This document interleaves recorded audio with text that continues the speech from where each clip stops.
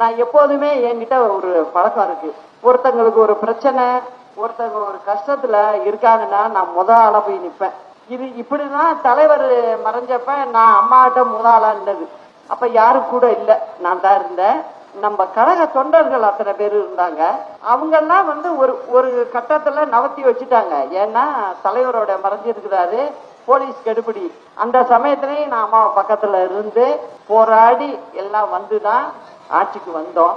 அதனால இப்ப ராமதாஸ் ஐயாவுக்கு வேற யார சொல்றீங்க? சொந்த பிள்ளையே இப்படி பண்ணா என்ன பண்ண முடியும்? அவர் ஒரு நல்ல எண்ணத்துலதான் நான் பையனை இப்படி கொண்டுட்டு வந்து நல்லபடியா பையனை பதவியில உட்கார வச்சு அழகு பார்த்தாரு. அவர் என்ன பண்ண போறாரு? அந்த கட்சியை உருவாக்குனவரு. உருவாக்குறப்ப ஒவ்வொருத்தங்களுக்கு எவ்வளவு கஷ்டங்கள் வரும், அதுல எல்லாம் இருந்து மத்த டாக்டர் மாதிரி அவரும் போய் ஒரு தனியா ஆஸ்பத்திரி வச்சுக்கிட்டு தனி ஆஸ்பத்திரி வச்சு கூட நடத்தி இருக்கலாம். அந்த மாதிரிலாம் செய்யல அவரு. அவங்க பாட்டாளி மக்களுக்காக சின்ன வயசுல இருந்தே உழைச்சிருக்காரு. அந்த மாதிரி உள்ளவரு தான் பையனையே செயல் தலைவர்னு வச்சு கொண்டு வர்றாரு. அதுக்குள்ள என்ன அவசரம்? அப்பா இருக்கிற வரைக்கும் அவரு என்ன சொல்றாரோ அதை கேட்டு செய்வோம். அவரு சொன்னாலும் கட்சி நலனுக்கு தானே சொல்லுவாரு. அவர்கிட்ட பழக்கப்பட்டவங்க ஆரம்ப காலத்துல இருந்து உள்ள குடும்பங்கள் இருக்கும், அதெல்லாம் அவருக்கு தான் தெரியும். ஆனா இப்ப உள்ளவங்க எல்லாம் என்ன நினைக்கிறாங்க? ரெடிமேட்ல போய் சட்டம் வாங்கி போடுற மாதிரியும் அரசியலையும் நினைக்க ஆரம்பிச்சுட்டாங்க. அதாவது நம்ம என்ன வேணாலும் பண்ணிடலாங்கிறாங்க. எங்க சைட்லயும் அது இருக்கு.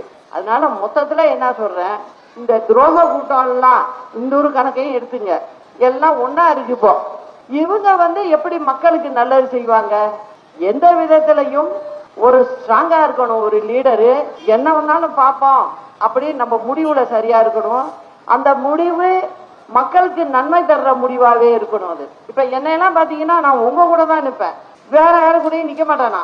அந்த மாதிரி இருக்கணும். தமிழ்நாட்டு பிரச்சனைக்கு எல்லாத்துக்கும் ஒன்னா நின்று குரல் கொடுக்கணும், அப்படிதான் நிற்பேன்.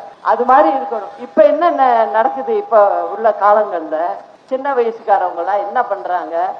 நம்ம வந்துட்டோம், இனிமே நம்ம தான் அப்படிங்கிற நினப்புக்கு போயிடுறாங்க.